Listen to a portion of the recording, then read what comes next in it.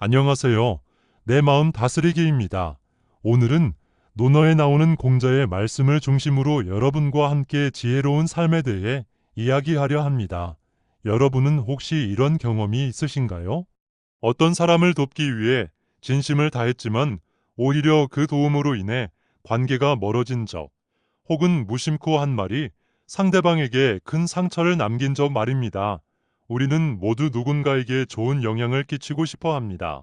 하지만 그 과정에서 의도하지 않게 상대를 아프게 하거나 오히려 관계를 복잡하게 만들기도 하죠. 오늘의 주제는 공자의 말씀을 통해 지혜롭게 살기 위해 하지 말아야 할 것들을 배우는 것입니다.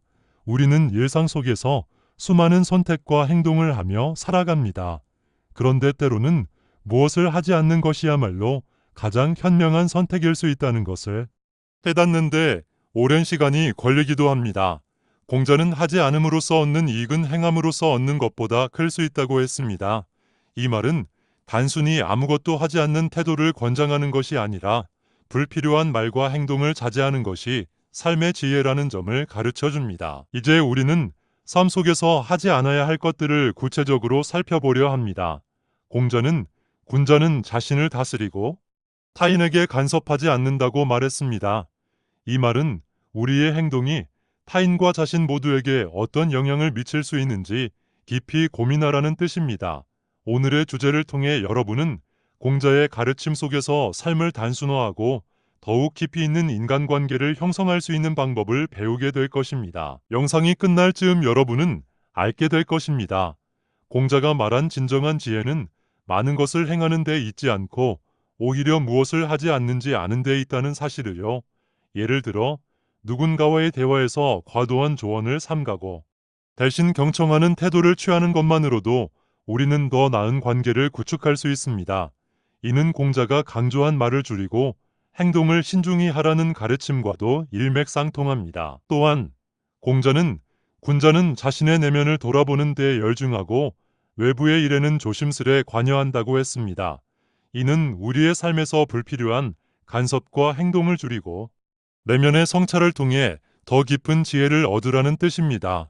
우리는 종종 무언가를 성급히 행하려다 실패를 경험하거나 관계에 균열을 낸 적이 있습니다. 공자의 가르침은 이러한 실수를 줄이고 더 나아가 성공적인 삶의 방향을 제시합니다. 이번 주제를 통해 여러분은 공자의 가르침에서 하지 않음의 미덕을 배우게 될 것입니다. 이는 단순히 행동을 멈추는 것이 아니라 올바른 타이밍을 기다리고 필요한 곳에 에너지를 집중하는 방법을 배우는 것입니다. 여러분도 이 여정에 함께하며 자신의 삶 속에서 적용할 수 있는 깨달음을 얻기를 바랍니다. 먼저 공자의 말씀을 살펴보겠습니다. 공자는 군자는 말에 조심해야 하고 행동에 신중해야 한다고 했습니다. 이 간단한 말 속에는 우리가 일상 속에서 간과하기 쉬운 깊은 지혜가 담겨 있습니다. 공자의 이 말씀을 바탕으로 오늘은 하지 말아야 할 5가지를 이야기해 보겠습니다. 첫째, 무심코 던지는 말을 조심하라. 둘째, 불필요한 간섭을 삼가라. 둘째, 타인의 선택과 삶을 존중하라. 먼저, 무심코 던지는 말을 조심하라. 공자는 한마디의 말로도 사람을 살릴 수 있고 반대로 죽일 수도 있다고 했습니다.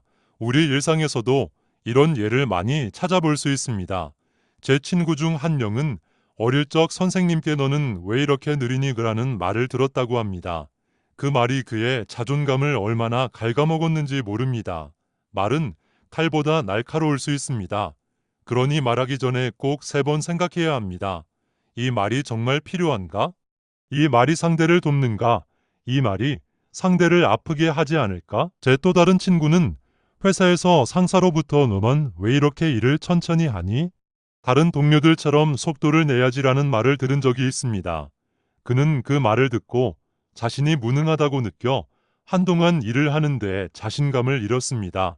이처럼 말 한마디가 누군가에게 깊은 상처가 될 수 있다는 점을 우리는 잊지 말아야 합니다. 공자는 말을 하기 전에 그 말이 상대에게 어떤 영향을 미칠지 충분히 생각하라고 가르쳤습니다. 그렇다면 우리는 어떻게 해야 할까요? 먼저 말을 하기 전에 심호흡을 하고 그 말이 정말로 필요한지 자문해 보세요. 말 한마디의 무게를 항상 기억하며 상대를 배려하는 습관을 들이는 것이 중요합니다. 두 번째, 불필요한 간섭을 삼가라. 공자는 타인의 삶을 평가하거나 간섭하는 것은 군자가 할 일이 아니다라고 했습니다. 우리가 누군가의 삶에 간섭하는 이유는 종종 애정에서 비롯됩니다. 그러나 그것이 상대방에게는 상처나 부담으로 다가갈 수 있습니다. 예를 들어 친구가 새로운 직장을 선택했을 때 거기 괜찮은 회사 맞아? 더 좋은 곳 알아본 거야? 라고 묻는 대신 내 선택을 응원해라는 한마디가 그 친구에게 더 큰 힘이 될 것입니다. 얼마 전 제 지인이 오랜 고민 끝에 창업을 결심했습니다. 그 이야기를 들은 주변 사람들은 그 시장은 이미 포화 상태야. 차라리 안정적인 직장이 낫지 않겠어? 라며 조언을 쏟아냈습니다. 결국 그는 창업을 포기했고 한동안 후회와 자책 속에 머물렀습니다. 만약 그때 주변 사람들이 그의 결정을 존중하고 응원했다면 결과는 달라졌을지도 모릅니다. 공자는 각자는 각자의 도를 따라가야 한다고 말했습니다. 이는 곧 타인의 선택을 존중하고 그들의 삶에 지나치게 개입하지 말라는 뜻입니다. 그런데 불필요한 간섭은 때로 우리가 선의로 한다고 생각했던 행동에서 시작되기도 합니다.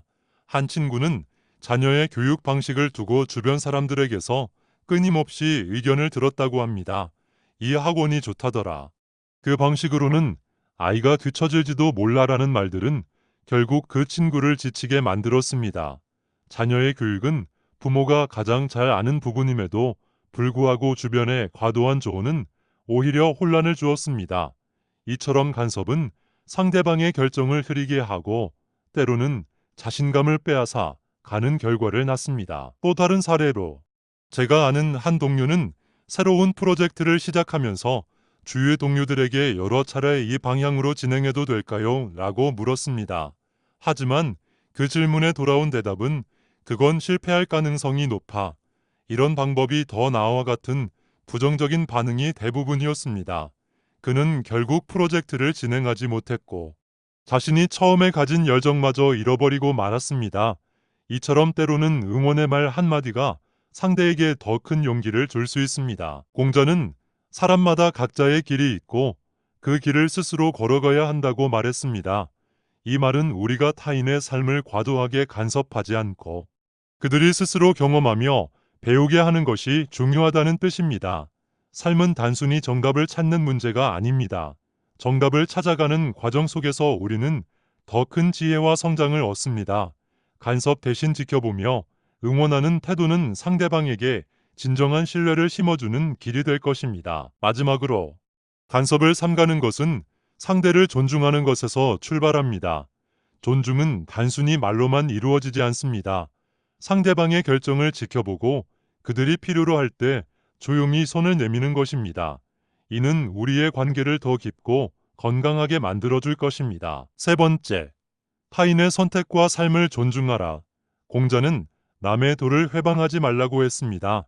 타인의 삶은 그들만의 고유한 길이기에 우리가 섣불리 판단하거나 개입해서는 안 됩니다.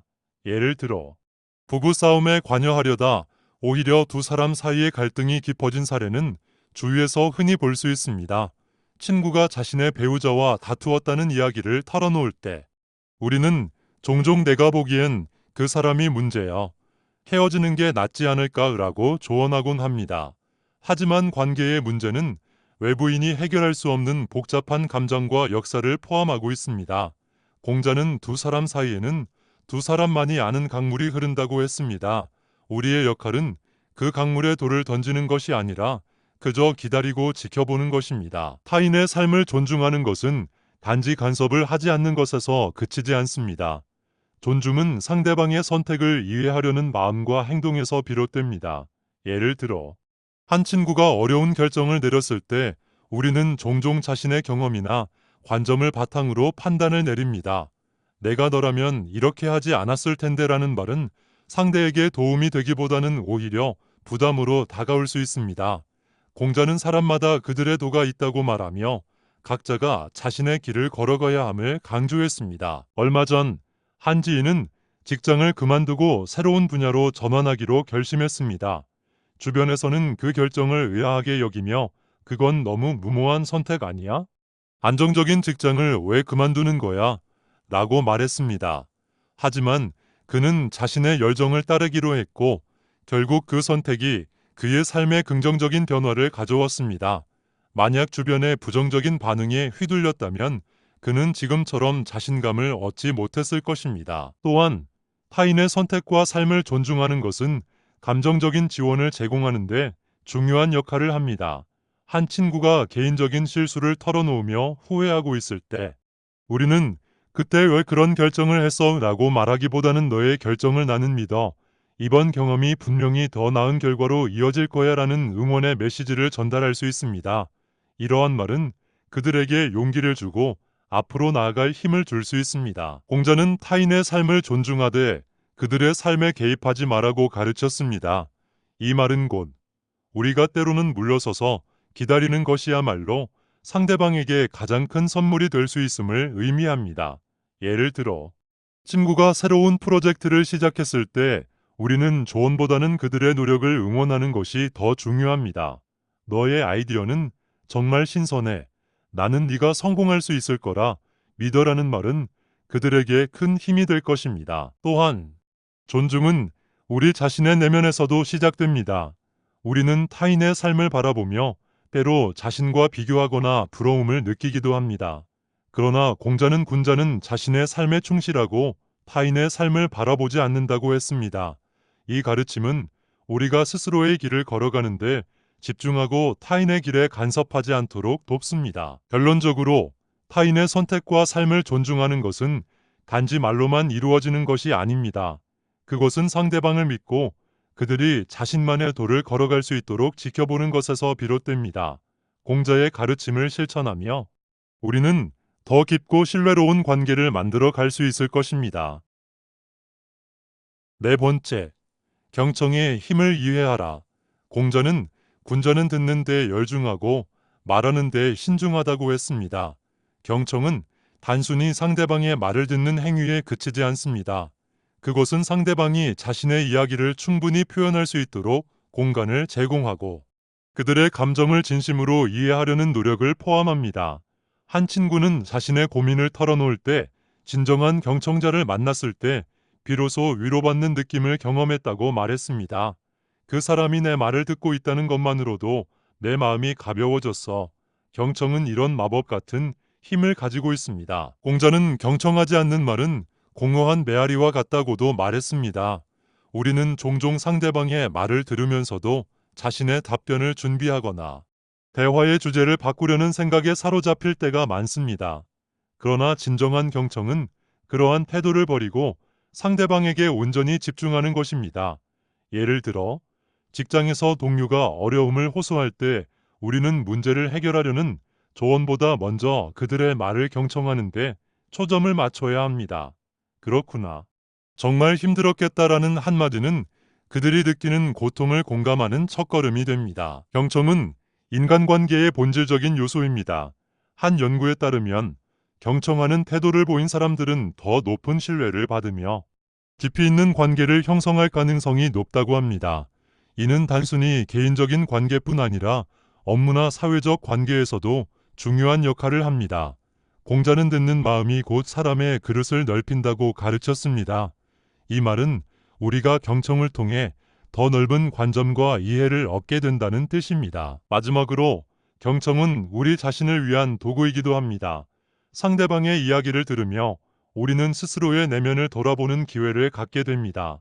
상대의 경험 속에서 교훈을 얻고 자신이 놓치고 있었던 가치를 발견할 수 있습니다. 공자의 경청은 배움의 첫걸음이다라는 말처럼 듣는 행위는 단순한 소통의 도구를 넘어 성장의 열쇠가 됩니다. 다섯 번째, 지나친 욕심을 버려라. 공자는 욕심은 사람의 마음을 흐리게 한다고 경고했습니다. 우리는 종종 더 많은 것을 원하고 더 나은 것을 추구하려다 현재의 소중함을 잊고 살아갑니다. 예를 들어 한지윤은 끊임없이 더 높은 연봉을 쫓아 직장을 옮겼지만 결국 자신의 행복과 만족을 잃어버렸다고 고백했습니다. 돈은 더 벌었지만 내 삶은 점점 공허해졌어. 공자의 가르침은 이런 상황에서 우리의 욕심을 돌아보고 진정으로 가치 있는 것을 다시 생각하게 만듭니다. 욕심을 버리는 것은 단순히 욕망을 억제하는 것을 의미하지 않습니다. 그것은 자신의 욕구와 필요를 구분하고 진정으로 필요한 것에 집중하는 태도를 의미합니다. 공자는 지족종, 즉 만족을 알라고 말하며 욕심을 버리는 삶이야말로 진정한 평화를 가져온다고 강조했습니다. 한 친구는 소유의 욕망을 줄이고 더 단순한 삶을 선택한 후에 비로소 마음의 여유를 되찾았다고 말했습니다. 결론적으로 욕심을 버리는 것은 단지 물질적인 소유를 줄이는 것만이 아닙니다. 그것은 우리의 마음과 삶을 가볍게 하고 진정한 행복을 찾는 길입니다. 공자의 가르침 속에서 우리는 욕심의 무게를 내려놓고 지금 이 순간의 소중함을 발견할 수 있습니다. 이제까지 3가지 하지 말아야 할 것을 이야기했습니다. 하지만 중요한 것은 이러한 지혜를 실천하는 것입니다. 첫째, 말하기 전에 3번 심호흡하며 내 말을 점검하세요. 말은 쉽게 내뱉을 수 있지만 그의 영향력은 오래 남습니다. 특히 감정적인 순간에 우리가 무심코 던지는 말 한마디는 상대방에게 상처로 남을 수 있습니다. 공자가 강조한 말에 조심하라는 가르침을 되새기며 필요한 말을 할 때도 최대한 따뜻한 표현을 선택하세요. 첫째, 무심코 던지는 말을 조심하라. 공자는 말은 칼보다 날카롭다고 하며 말의 중요성을 강조했습니다. 우리의 일상에서 무심코 던진 말 한마디가 상대방에게 깊은 상처를 남길 수 있습니다. 예를 들어 한 친구가 어린 시절 부모님께 넌 왜 이렇게 느려? 라는 말을 들었을 때 그는 자신이 부족한 사람이라는 생각에 사로잡혀 성장 과정 내내 자존감이 낮았습니다. 이는 말 한마디가 얼마나 큰 영향을 미칠 수 있는지를 보여줍니다. 또 다른 사례로 직장 동료에게 넌 그 일을 제대로 해낼 수 있을까? 라고 물었던 경험이 있습니다. 당시에는 가벼운 농담이었지만 상대방은 그것을 자신에 대한 신뢰 부족으로 받아들였습니다. 이런 상황은 대화를 통해 해결되었지만 처음부터 더 신중했다면 이런 오해를 막을 수 있었을 것입니다. 공자는 말하기 전에 3번 생각하라고 말했습니다. 이는 그 말이 정말로 필요한지, 상대에게 도움이 되는지, 상처를 주지 않는지를 스스로 점검하는 과정을 의미합니다. 둘째, 경청을 통해 상대방을 이해하라. 경청은 단순히 귀로 듣는 것이 아니라 마음으로 듣는 행위입니다. 공자는 군자는 말하기보다는 듣기를 선택한다고 했습니다. 이는 상대방이 자신의 감정을 충분히 표현하고 스스로 해결책을 찾을 수 있도록 돕는 과정입니다. 예를 들어 한 친구가 자신의 실패를 털어놓을 때 우리는 흔히 조언을 주려는 충동을 느낍니다. 그러나 조언 대신 그랬구나, 정말 힘들었겠다라고 공감하는 말 한마디가 더 큰 위로가 될 수 있습니다. 경청은 인간관계의 본질이며 이를 통해 신뢰와 유대감을 형성할 수 있습니다. 셋째, 상대의 선택을 비판하기보다 지지하는 태도를 가져보세요. 우리는 종종 타인의 선택에 대해 자신의 경험과 관점을 바탕으로 판단하려는 경향이 있습니다. 그러나 공자는 각자 자신의 도를 걸어야 한다고 가르쳤습니다.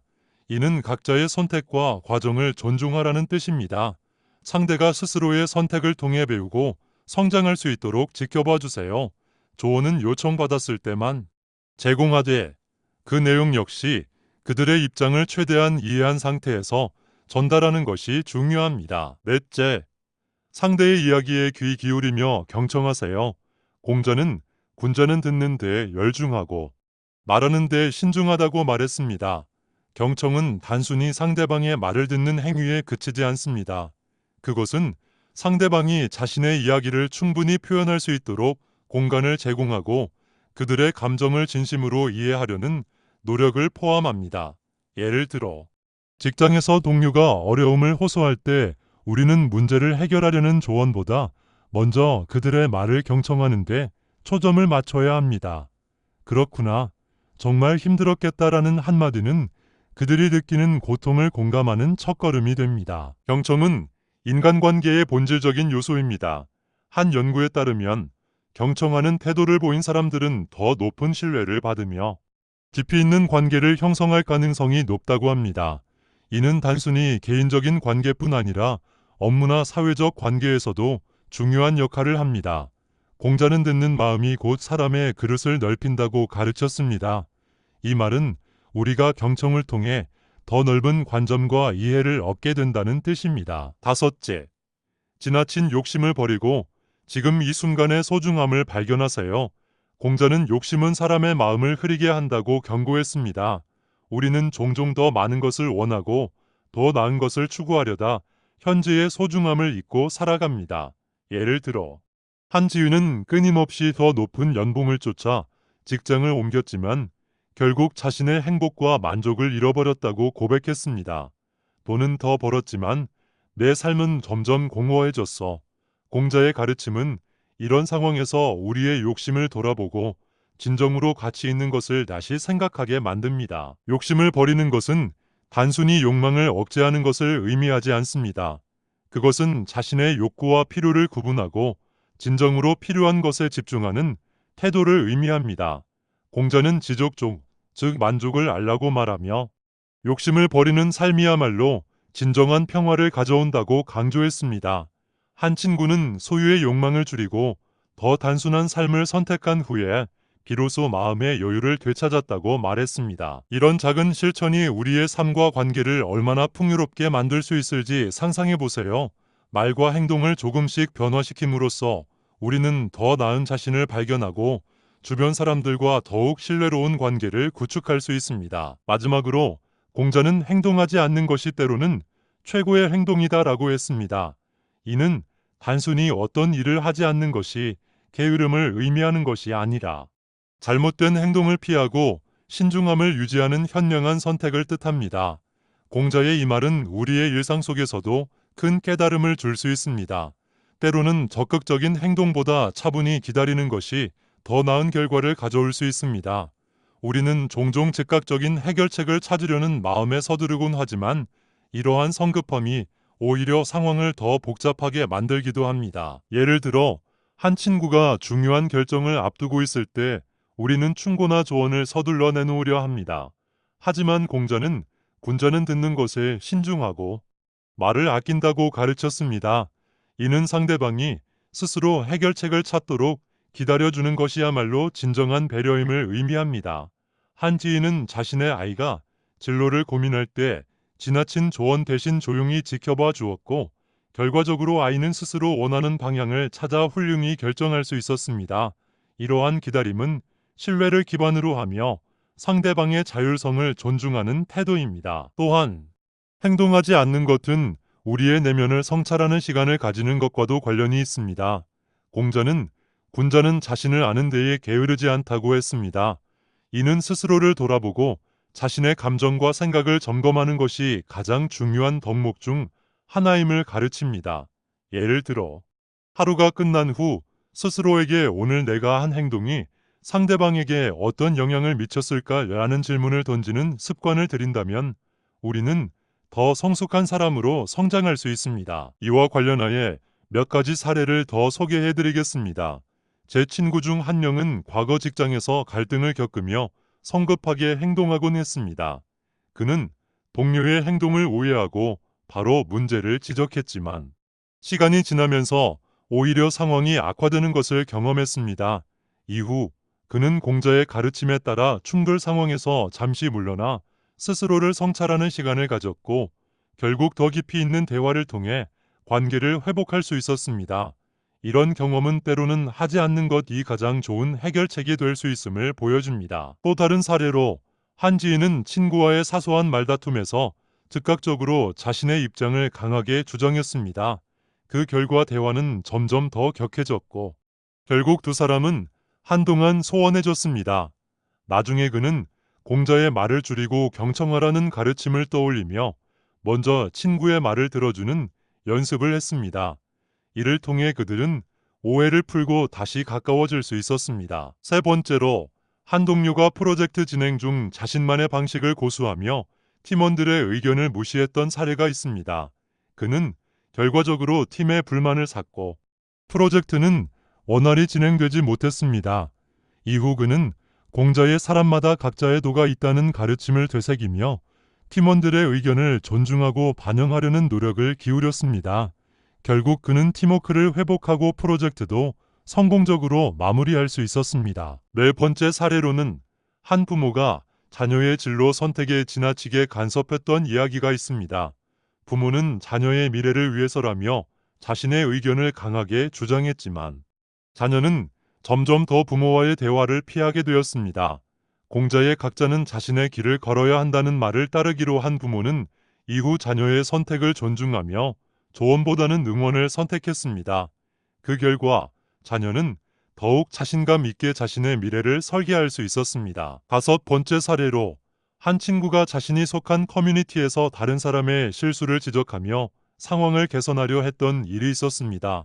그러나 그의 지적은 상대방에게 상처를 주었고 커뮤니티 내 분위기를 악화시키는 결과를 낳았습니다. 이후 그는 때로는 침묵이 가장 큰 지혜다라는 공자의 가르침을 떠올리며 비판을 삼가고 상대를 이해하려는 태도를 가졌습니다. 이러한 변화는 커뮤니티의 신뢰를 회복하고 더 긍정적인 관계를 만드는 데 기여했습니다. 이 모든 사례는 공자의 가르침이 단순한 철학적 조언이 아니라 우리의 일상 속에서 구체적인 실천을 통해 관계와 삶을 변화시킬 수 있는 지혜라는 점을 보여줍니다. 더 나아가 행동하지 않는 것은 단순히 상황을 회피하는 것이 아니라 올바른 행동을 위한 준비 과정임을 이해해야 합니다. 공자는 지혜로운 사람은 말이 적고 행동이 느리다고 했습니다. 이는 말과 행동을 신중하게 검토하는 것이 삶에서 얼마나 중요한지를 보여줍니다. 우리 모두는 종종 빠른 결과를 원하지만 공자의 가르침은 깊이 있는 성찰과 신중한 행동이 궁극적으로 더 큰 성공으로 이어진다는 것을 강조합니다. 마지막으로 공자는 타인과의 관계에서 조화를 이루되 자신의 원칙을 잃지 말라고 가르쳤습니다. 이 말은 우리가 타인의 의견을 존중하면서도 자신의 가치와 철학을 지키는 균형을 유지해야 함을 의미합니다. 이는 관계 속에서 갈등을 줄이고 상호 존중을 바탕으로 더 깊은 유대를 형성할 수 있는 방법입니다. 공자의 이 가르침은 단순히 의견을 교환하는 데서 그치는 것이 아니라 상대방과의 관계에서 자신의 정체성을 잃지 않도록 돕는 깊은 의미를 담고 있습니다. 예를 들어 직장에서 협업을 할 때 우리는 종종 타인의 의견을 따르며 자신의 생각을 희생하는 경우가 있습니다. 하지만 공자는 자신의 원칙을 지키지 않으면 진정한 조화는 이루어지지 않는다고 말했습니다. 이는 단지 동의하거나 타협하는 것이 아니라 서로의 가치를 존중하면서도 스스로를 잃지 않는 관계를 만들어야 한다는 뜻입니다. 하나의 사례를 살펴보겠습니다. 한 동료가 팀 프로젝트에서 자신의 의견을 주장하지 못하고 팀원들의 의견에만 맞추다 보니 결과적으로 프로젝트가 원활히 진행되지 못한 경험이 있었습니다. 그는 자신의 의견이 충분히 논의되지 못한 것을 후회하며 다음에는 자신의 생각을 더 적극적으로 표현하기로 결심했습니다. 공자의 가르침을 실천하며 그는 동료들의 의견을 존중하면서도 자신의 관점을 분명히 전달했고 그 결과 팀은 더욱 조화롭게 협업할 수 있었습니다. 또 다른 사례로 한 친구가 가족 모임에서 자신의 가치관을 지나치게 주장했던 이야기가 있습니다. 그는 자신의 생각이 옳다고 믿었고 가족들에게 자신의 의견을 강요하려 했습니다. 그러나 이로 인해 가족 간의 갈등이 커졌고 대화는 단절되기 일쑤였습니다. 그는 공자의 조화를 이루되 자신의 원칙을 잃지 말라는 말을 떠올리며 다음 모임에서는 가족들의 의견을 경청하고 자신의 생각을 조심스럽게 전달했습니다. 이를 통해 가족 간의 대화는 더 깊고 풍성해질 수 있었습니다. 공자는 또한 조화는 서로의 다름을 인정하는 데서 시작된다고 말했습니다. 이는 우리가 타인의 관점을 무조건적으로 받아들이거나 반대로 배척하는 대신 서로의 입장을 이해하고 조화를 이루기 위한 노력을 해야 한다는 것을 의미합니다. 예를 들어 한 직장 동료가 새로운 업무 방식을 제안했을 때 이를 무조건 반대하거나 받아들이기보다는 그 제안의 배경과 목적을 이해하려는 태도를 가지는 것이 중요합니다. 공자의 가르침에 따르면 이러한 태도는 관계의 질을 높이고 더 나은 결과를 이끌어냅니다. 마지막으로 자신의 원칙을 지키는 것은 자신을 잃지 않는 삶을 살아가는 데 있어 매우 중요한 요소입니다. 우리는 종종 관계를 유지하기 위해 자신의 가치를 희생하곤 합니다. 하지만 공자는 자신의 도를 잃으면 관계는 무의미하다고 강조했습니다. 이는 자신의 원칙과 가치를 지키면서도 타인과의 관계를 조화롭게 만들어야 한다는 깊은 메시지를 담고 있습니다. 그러므로 우리는 공자의 가르침을 통해 자신의 내면과 외부 관계 사이에서 균형을 이루는 삶을 지향해야 합니다. 오늘 이야기한 공자의 가르침을 통해 여러분도 자신의 말과 행동을 돌아보는 시간을 가지길 바랍니다. 우리 모두는 삶의 매 순간에서 선택의 갈림길에 서 있습니다. 때로는 바로 행동에 나서기보다 잠시 멈춰서 자신의 마음을 다스리고 그 상황에 맞는 최선의 선택을 찾아가는 것이 더 나은 결과를 가져다 줄 것입니다. 오늘의 이야기가 여러분의 삶의 작은 깨달음이라도 더해졌기를 바랍니다. 또한 공자는 타인과의 관계에서 조화를 이루되 자신의 원칙을 잃지 말라고 가르쳤습니다. 이 말은 다른 사람의 의견을 존중하도 자신의 가치와 철학을 유지하라는 뜻입니다. 우리가 이러한 가르침을 삶에 적용할 때 더 나은 자신과 관계를 만들어 갈 수 있습니다. 공자의 말씀은 단순히 옛 지혜가 아니라 현대를 살아가는 우리에게도 여전히 유효한 교훈입니다. 오늘의 이야기가 여러분에게 조금이라도 유익했다면 좋아요와 구독 부탁드립니다. 여러분의 경험과 생각을 댓글로 나눠주세요. 다음 영상에서는 또 다른 공자의 지혜를 중심으로 이야기를 나누겠습니다. 끝까지 함께 해주셔서 감사합니다. 내 마음 다스리기였습니다.